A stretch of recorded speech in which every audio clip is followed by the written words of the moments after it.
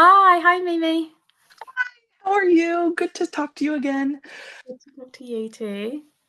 So I am I'm the lady we've spoken maybe twice. I was the one with the fibroids and the dogs, and you told me to be happy and live my life. And and I'm doing that actually. I've got to tell you because it's really fun. My dogs and we are going to do those agility obstacle courses for dogs? No, no. Oh, well, anyway, we're taking them to like this like doggy playground gym thing in an hour in like 2 hours. And yeah, so we're very excited. Anyway, um I'm a little nervous because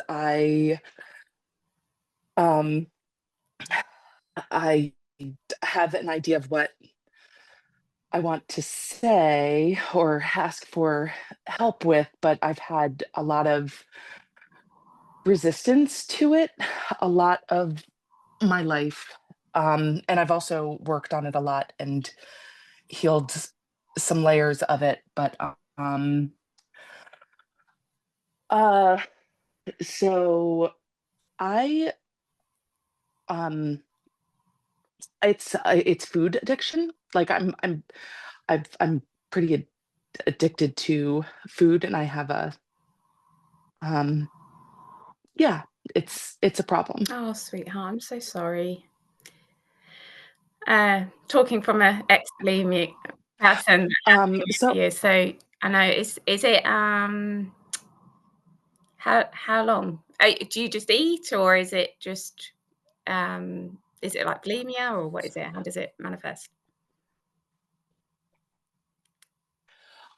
well, so I guess there've been it's just that I haven't taken full responsibility for like what I'm not fully conscious, but like I'm getting more conscious. Like I don't have like a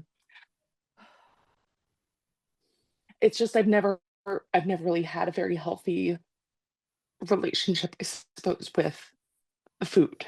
Like it's been dysfunctional for a really long time. And I've done, excuse me. It's okay. Um I know where a lot of it uh, originated, perhaps. Like growing up, there was uh, like I was forced to fast, but then also forced, not forced, but but then brought to like these all you can eat buffet places where it was highly encouraged to get your money's worth, but then go fast for health reasons and like have restrictive diets for health reasons, but then there'd be these like gorging uh situations too that would happen as a family. Um and so I I I know what things to sort of like I've improved on what I stay away from, but it's still not done. So I guess I think I'd like some of your insight into like how it's all going, what next, like where just maybe some gentle guidance Yeah. on all that. Okay, sweetheart. Okay. I'm gonna have a look and see where how can I help. Okay, Mimi, as I stand here, your energy comes in. As your energy comes in, you go directly towards your mother. It's like you're standing next to your mother. You're an adult, but you're standing next to your mum's light body, your mum's energy. So you were taught. So the basis of what you're saying to me is that I was taught that if I was given food, I was a good girl, and if food was restricted, then I was a bad girl. So good and bad kind of thing. Um, and wanting to feel good about yourself and feel like you're a good person, then that would then like you'd feel happy, then you would also go and eat. If you felt bad about yourself, then you'd feel, "Oh god, I have to restrict myself."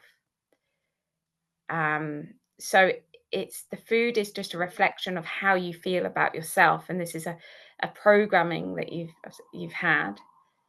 And then you've got parts of your mind that go so frustrated and angry with this programming because you get so trapped in it of how can I can feel good about my, just wanting to feel and not having it related to food. So everything your high energy and low energy about yourself is related to food.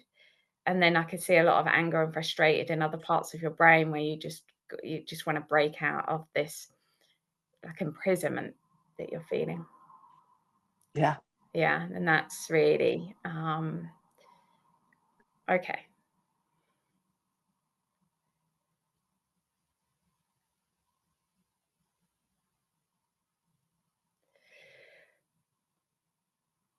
As I I'm just stepping back from this and going to sort of more of a higher perspective. And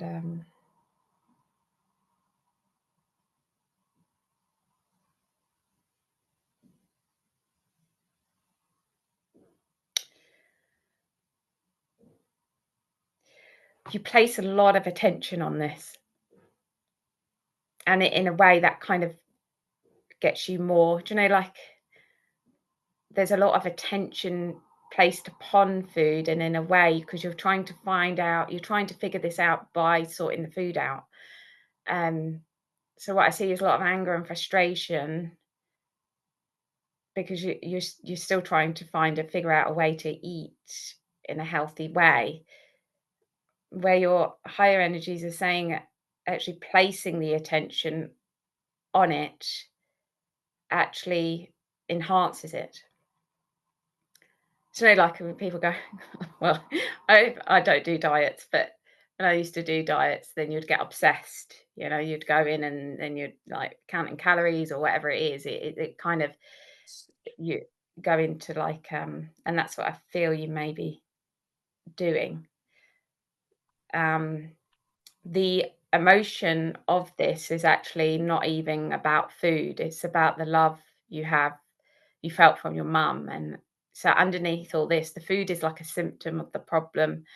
And the real issue is, did my mum love me?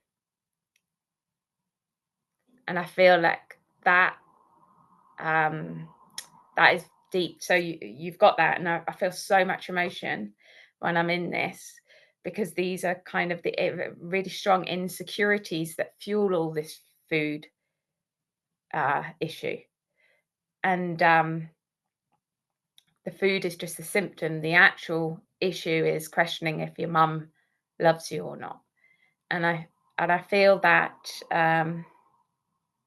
because I just see you as a little girl now, around about 2, 3, 4, and I see your mother. Oh, see, mums, everybody, because of the splitting. Children are always on the feminine side, even though a boy or a girl, they're all in their mum's energy. And if their mum is not connected to their female energy enough, they can be distracted away from their children. Um, and all mums have struggled with this because of their own traumas. But I just feel that you're trying to get your mum's attention and not being able to get it. And then you place that on your physicality. It's like you came to the conclusion, it's heartbreaking. You came to the conclusion when you're about 3 or 4 that you didn't look pretty enough. That if you look prettier, that if you physically look different. And for such a small child, this is crazy. It's not crazy, but it's like it's amazing that you would even think that. So this must be something along in the family line about physical attraction or something. But it's like you're looking at your dressing like, I'm just not pretty enough. I'm just not getting the attention. So it may be also that you got lots of attention when you were really dressed up or something. I don't know. So as I go to that little girl, I feel a lot of loneliness. So you're carrying all this. You're carrying the loneliness behind all this food thing. You're carrying loneliness, and that's what's got to be faced. Um,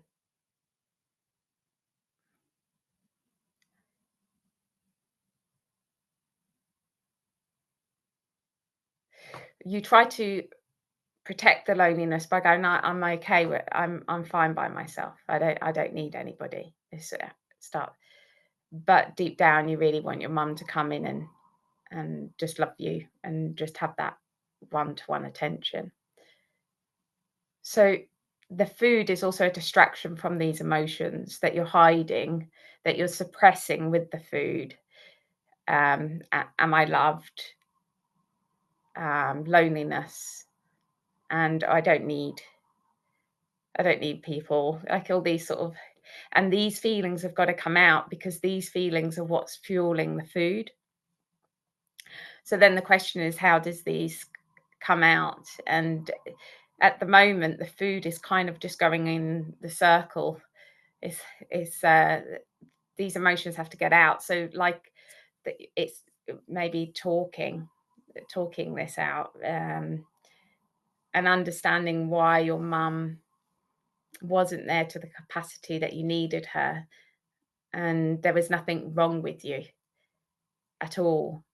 Beautiful little thing. This is your mum was sort of feel that your mum suffered with anxiety, and this kept her more on her mental side. She's jumping. I had to see her jumping around, anxious about things and getting things wrong or not doing the right thing, and this anxiety kept her from actually relaxing and being content with herself, and therefore, because I feel like if she just relaxed, the children would just jump on her, but she's kind of here, there, and everywhere. Reminds me of when I had my little one, just couldn't sit and relax. This is also a feeling that I feel you have as well. You kind of jump. You've got anxiety in areas of your brain where you jump and can't fully relax. It doesn't mean you don't love your fur babies or your partner or anything like that. It just means you get distracted.